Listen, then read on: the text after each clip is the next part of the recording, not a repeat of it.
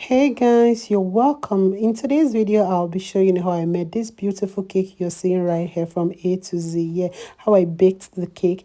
Yeah, first I started by creaming my butter. You can use your wooden spatula, you can use your hand mixer, you can use your standing mixer. I have this beautiful standing mixer in the house. This is the biggest cake I've ever made in the UK. Yes, indeed, this is a wedding cake, vanilla wedding cake. Yes, spiced and updated. So if you need a wedding cake recipe, you are on track. This is beautiful for wedding cake, and I'll be telling you extra things to also spice it up if you want more flavor to it.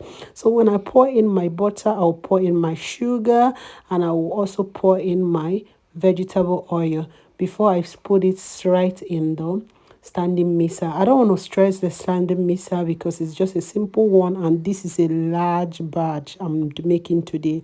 That's why I'm starting with my wooden spoon a little bit before I give it to the standing mixer to continue the creaming process. Yes, like I said before, if you want to use your hand and cream this all through, just use a bigger bowl and use your what do you call it, Peso will help you blend this very well, cream this very well, so that beautiful fluffy batter you're looking for.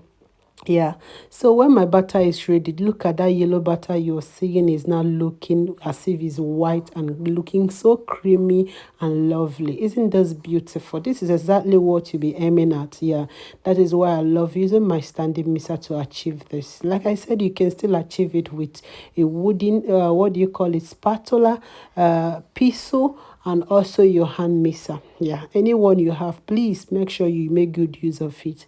It's all about time. Yeah, I added my baking powder into my flour right away. I'm adding cinnamon. This is cinnamon. Just see what happened here. I checked. Thank God I checked. It was Miss Spice for cooking stew. Oh my God, I was like, what? I have to remove the top and grab my cinnamon immediately. Just half tablespoon of cinnamon, I'm good to go. Yeah, just half tablespoon of cinnamon is okay.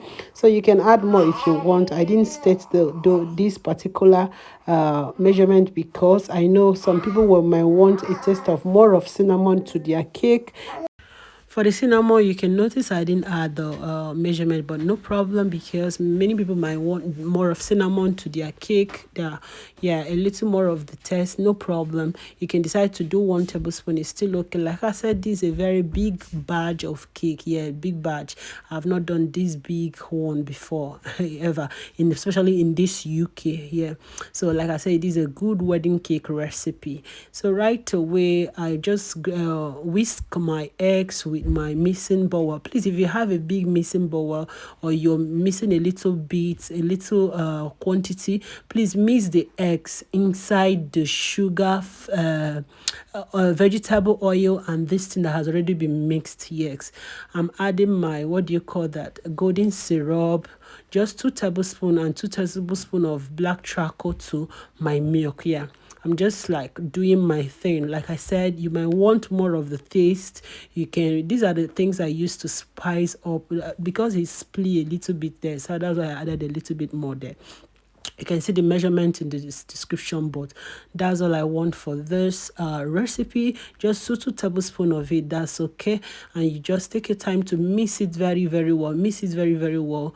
And you can see my egg is a little bit whisking. It's not a must. Like I said, if you're missing a little bit, just like a small barbecue, please just mix the eggs inside your batter as it's well creamed. Yeah, but due to this is very big and my mixing bowl is so small, I need to do it separately. This is a lot. I've not done this before, but I'm gonna try it today. So I just poured every inside the well mixed batter, and I decide to mix together. Yeah, you can mix speed anyhow you want. It doesn't matter. Anti-clockwise has nothing to do with your cake. You heard me. Yeah, I said that.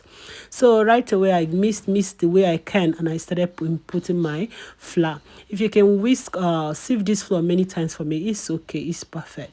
Yeah, don't forget what is inside this flour. We'll have our cinnamon in the flour, we'll have a baking powder in the flour, and we'll have also the normal flour. Just sieve it. The sieving is just, to me, is just incorporating air. There is no dirt in the flour I've ever used here in the UK, but back in Nigeria, my dear, please take your time and sieve your flour very well. You get why? I know what I'm saying, so just do it. So as I'm inputting this flour, I'm pouring my milk right inside. Yes, so you can see now it's time for me to tell you the little bit of twist. If you want to, like, maybe you want fruits inside your wedding cake, this is perfect mixture for a wedding cake. If you want fruit inside this wedding cake, or this spiced vanilla flavored cake, or you can call it upgraded vanilla flavored cake, please get that, rum, the black gin, what else? At least I know rum, I know gin.